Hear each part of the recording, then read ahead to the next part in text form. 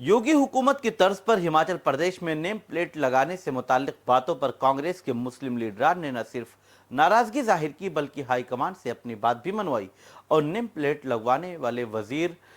विक्रम आदित्य सिंह की क्लास भी ली गई, जिसके बाद उन्होंने अपने बयान से यूटर्न ले लिया। राज्यसभा एमपी और माइनॉरिटी सेल के चेयरमैन इमरान प्रताप गढ़ी ने कांग्रेस लीडर राहुल गांधी से मुलाकात की। वहीं जनरल सेक्रेटरी तारिक अनवर ने पार्टी सदर मल्लिकार्जुन खड़गे से भी बात की, जबकि राज्यसभा एमपी सैयद नासिर हुसैन ने भी इस सिलसिले में पार्टी सदर को मुसलमानों की तशवीश से वाकिफ कराया, जिसके बाद पार्टी इंचार्ज राजू शुक्ला ने जिम्मेदारी संभाली और फिलहाल हिमाचल में नेम प्लेट के फैसले को नाफिज नहीं करने की बात कही गई। दरअसल विक्रमादित्य सिंह की ट्वीट के बाद नेम प्लेट डिस्प्ले करने के फैसले पर मुसलमानों में इस फैसले से मुताल्लिक काफी नाराजगी देखने को मिल रही थी। साथ ही कांग्रेस की शबीह पर भी सवाल उठने लगे थे